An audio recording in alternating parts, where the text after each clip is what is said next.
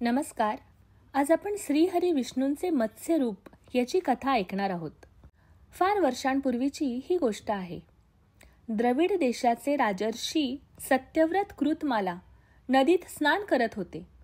तेव्हा त्यांनी आपल्या ओंजळीत पाणी घेतलं तर त्यांच्या हातात एक लहान मासा आला. राजाने मासा पुन्हा पाण्यात सोडून दिला. तेव्हा मासा म्हणाला की हे राजा, नदीत मोठे मोठे जीव लहान जीवांना खाऊन घेतात. मलाही कोणी मारून भक्षण करेन, म्हणून आपण माझ्या जीवाची रक्षा करावी. हे ऐकून राजाला आश्चर्य वाटले. त्यांनी मासा कमंडलमध्ये टाकला, परंतु एका रात्रीत माशाचे शरीर इतके वाढले की कमंडल लहान पडू लागले. मग राजाने मासा बाहेर काढून मडक्यात ठेवला. तिथेही एका रात्रीत मासा वाढला. मग राजाने मासा बाहेर काढला व त्याला तलावात ठेवले. आता मासा तलावात सोयीस्करपणे मुक्काम करेल याची त्यांना खात्री होती. पण एका रात्रीत तो तलावही माशासाठी खूपच लहान झाला. हे पाहून राजाला आश्चर्य वाटले. तेव्हा राजाला समजले की हा सामान्य मासा नाही. त्या माशासमोर हात जोडून ते म्हणाले की आपण नक्कीच महान आत्मा आहात हे मला कळले आहे. जर हे खरे असेल तर कृपया मला सांगा की तुम्ही माशाचे रूप का बरं धारण केले आहे.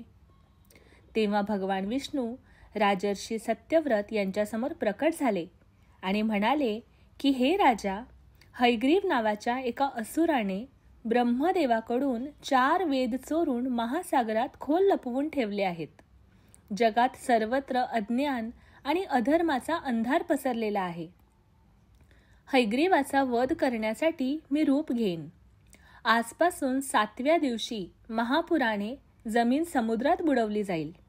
तोपर्यंत तुम्ही एक नाव तयार करा आणि सर्व प्राणीमात्रांचे सूक्ष्म शरीर आणि सर्व प्रकारच्या बिया घ्या आणि सप्तर्षींसह त्या बोटीत जा.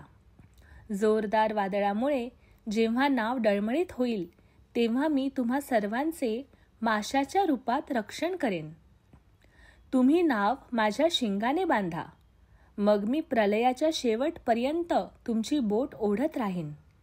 त्यावेळी भगवान मत्स्याने नाव हिमालयाच्या शिखरावर बांधली.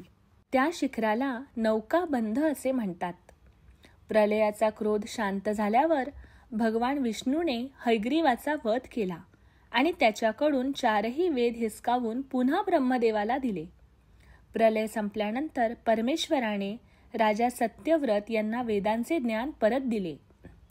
सत्यव्रत राजाला ज्ञान आणि विज्ञान भरभरून मिळाल्यावर ते वैवस्वत मनु म्हणून ओळखले गेले.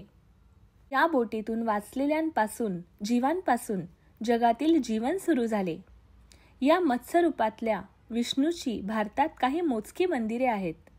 जगाला वाचविणारा रक्षक म्हणून मत्स्याची पूजा होते. नारायण नारायण.